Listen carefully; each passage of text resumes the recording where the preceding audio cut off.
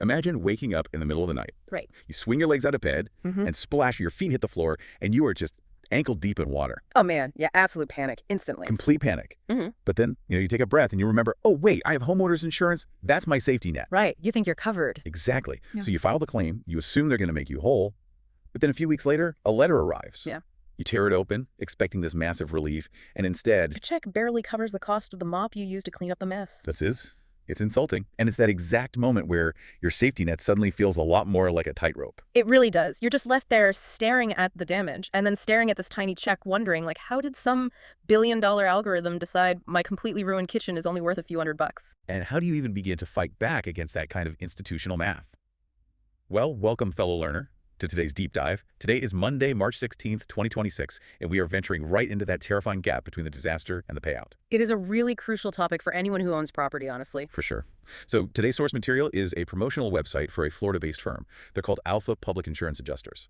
And our mission today is to essentially deconstruct this text to understand, what exactly a public insurance adjuster does. Right, and why a policyholder might actually need one. Exactly. And we'll look at what these really intense real-world success stories reveal about the sort of hidden mechanics of property claims. Yeah, and to establish our baseline right up front, the core premise of this material we're looking at is that relying solely on an insurance company's own assessment, it often leads to significantly undervalued claims. Because the insurer's adjuster works for the insurer. Exactly. Alpha's entire business model revolves around stepping in as a licensed advocate specifically for you, the policyholder.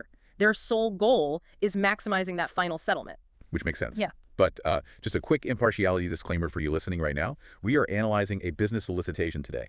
The source itself actually states this right down in the fine print at the bottom of the page. Good catch. Yeah, important to mention. Right. So we are not endorsing this specific firm, and we're definitely not taking any ethical or political sides on the insurance industry as a whole. We are just simply exploring the fascinating mechanics of the claims process exactly as they are presented in this text. Keeping it totally strictly to the source material. Always. So, okay, let's unpack this. The firm's central slogan right at the top, it really grabs you. It says, leading you from chaos to compensation. Which is such a powerful framing because chaos perfectly describes the psychological state of a property owner post-disaster. I mean, think about it. You have water destroying your drywall. Right, or maybe a literal tarp on your roof. Yeah, you've got contractors calling you nonstop and you're trying to navigate an insurance portal that looks like it was, I don't know, designed in the 1990s. It's totally overwhelming. It really is. So compensation represents the orderly, logical resolution of all that chaos.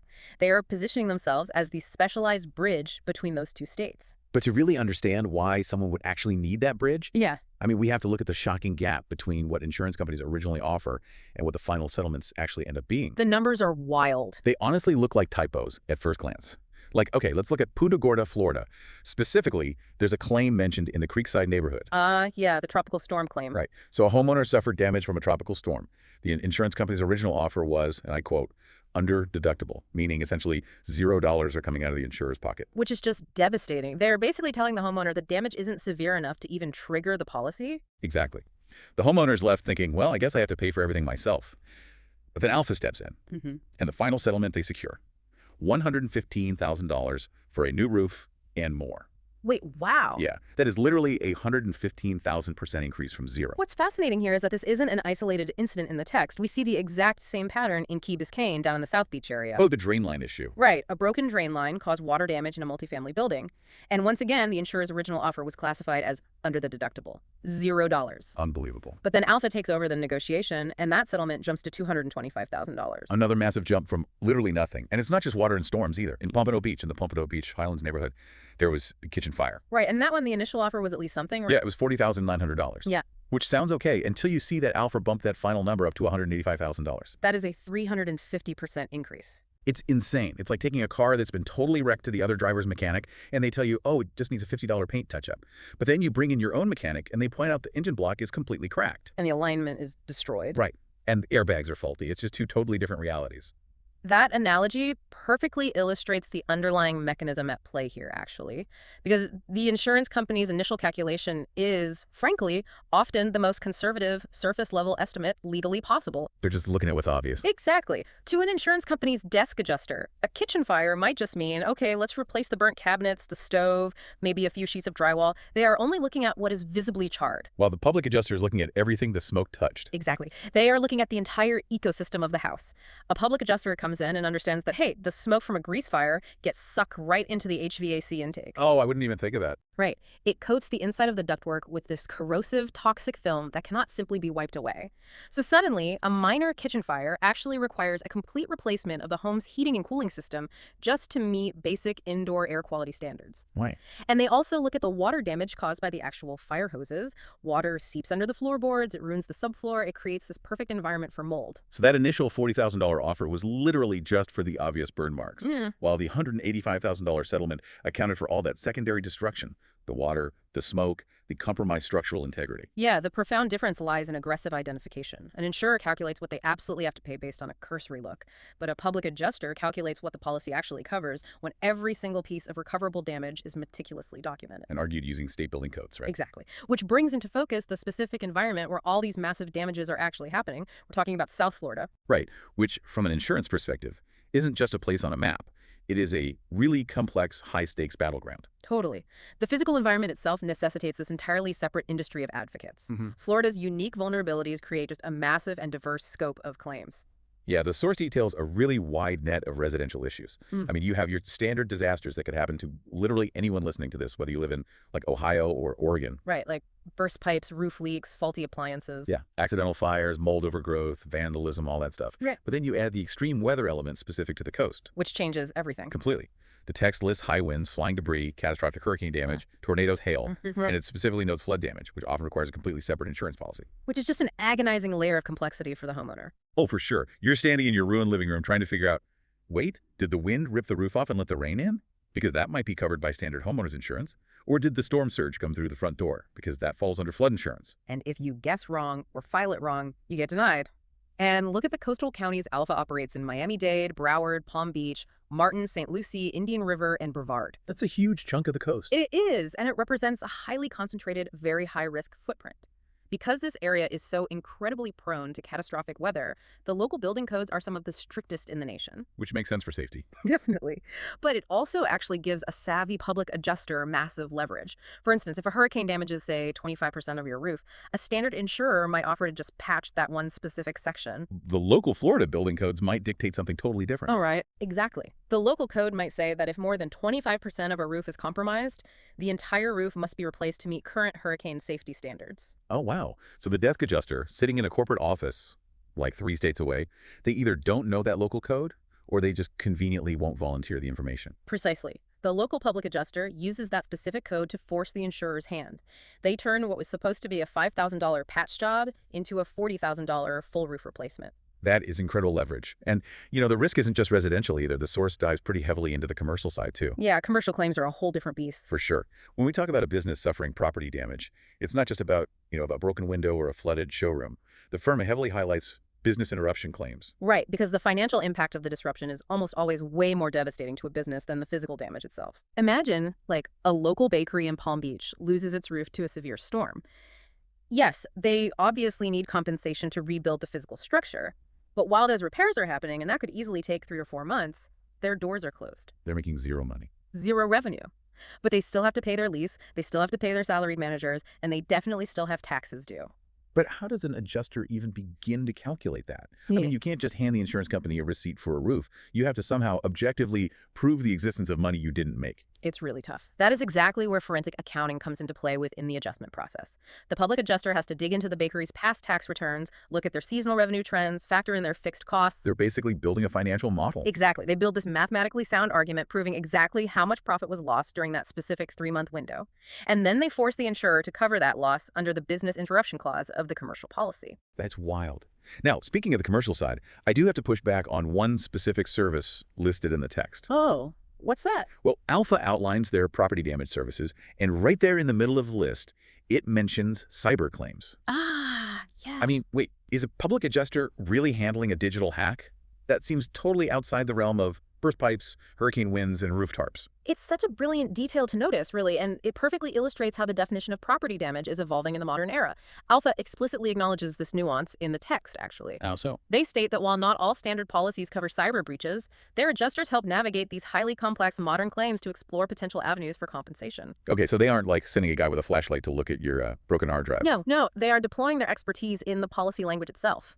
In today's economy, a ransomware attack that locks a logistics company out of their ordering system for 2 weeks. That is just as physically paralyzing as a fire burning down their dispatch center. That's a great point. Both events result in catastrophic business interruption. Exactly. The adjuster's role is to meticulously comb through that massive commercial policy, looking for specific riders or digital interruption clauses that trigger financial recovery. They are applying traditional claim recovery mechanics to a digital disaster. So what does this all mean? We've seen these massive discrepancies, right? Like a $40,000 offer turning into $185,000, or a digital hack triggering a business interruption payout. But the insurance company isn't just happily handing that money over because an adjuster asked nicely. Oh, definitely not. They fight tooth and nail. Right. They have literal armies of lawyers designed specifically to protect their capital. So what does the actual battlefield look like when Alpha pushes back? How do they generate that kind of leverage? Well, if we connect this to the bigger picture, we really have to look at the sheer scale and methodology outlined in the source. They note over 1,000 claims adjusted, working with more than 50 different insurance companies, and securing over $50 million in recovered money. Yeah, you do not hit $50 million without a serious tactical advantage. Absolutely not. The text heavily emphasizes what they call a client-centered approach. They talk about clear communication and explaining complexities in easy-to-understand terms. Which is huge, because we all know insurance policies are desperately confusing by design. Having someone translate that legalese is crucial. It is. But the real weapon they bring to the table is their formal qualifications. The team relies on licensed and certified adjusters. The source actually specifically lists Alpha's Florida Public Adjuster License. I think it's W086218 and their firm license W810932. Okay, so those license numbers aren't just like a marketing badge to look professional on a website. They represent actual legal footing. Absolutely. Having a state-issued license means the public adjuster operates with the exact same authority and legal standing as the insurance company's own corporate adjusters. It levels the playing field. Completely. When you file a claim alone, it is an amateur going up against a seasoned professional whose entire job is to minimize payouts.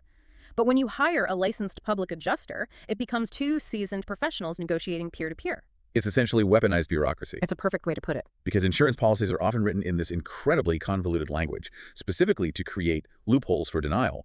A public adjuster's real power is matching that legalese word for word. They are fluent in the language of the insurer. If the insurance company cites some obscure clause on page 42 of the policy to deny a water damage claim, the public adjuster cites an exception to that exact clause on page 43. Backed up by a recent change in Florida state building codes they learned about in their continuing education courses. Yes, the paperwork is the actual battlefield here. And that fluency, that ability to just take over that exhausting bureaucratic fight, is what ultimately leads to the really profound emotional relief we see documented in the source. The reviews section is really telling. It is. When you read through the client reviews provided on the site, you honestly stop seeing the word money and start seeing words like family, shield, and peace of mind. Right. The website's copy frequently mentions minimizing financial losses and allowing the client to, quote, focus on recovery.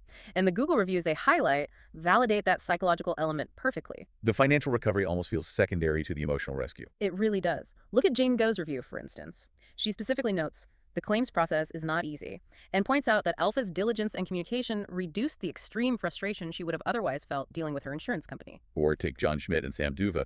Both of them highlighted an adjuster named David Berkowitz. Right, they didn't just thank him for getting them a check. No, they praised him for being thorough, for being efficient, and basically guiding them through an incredibly stressful period. There is this recurring theme of just feeling protected from a hostile system. Michael Gook mentioned being treated like family and really appreciated the quick turnaround on the actual craftsmanship and repairs. And Anna Hoffman gave a shout out to an adjuster named Anwar. She noted he was highly professional and got them way more money than anticipated. But again, the undertone of the whole review is clearly one of profound relief. Yeah, and reading all these accounts, alongside the reviews from, Jim Sinnott, Jamie Behar, and Brian McConnell, it really makes you wonder about the true nature of a disaster. Right. Does the bureaucracy of an insurance claim actually cause more distress than the physical damage itself? In a lot of cases, I think it absolutely does. When a hurricane rips off your roof or a fire destroys your kitchen, the physical damage is a single acute traumatic event. It happens and then it's over. Exactly. But fighting an insurance claim, that can be a grueling, drawn-out chronic trauma that drags on for months, sometimes even years. Every denied email, every lowball offer, every hour spent on hold just adds to the exhaustion. And you are at your absolute most vulnerable. Your home is literally broken, and you are forced to fight a multi-billion-dollar corporation just to get what you already paid for. Which is exactly why the text shows Alpha positioning itself not just as a financial negotiator, but really as an emotional advocate. They step in to be the shield. They take the angry phone calls. Yes, and they compile the hundreds of pages of documentation. They absorb all that bureaucratic friction so the homeowner or the business owner can actually focus on putting their life back together. It is such a fascinating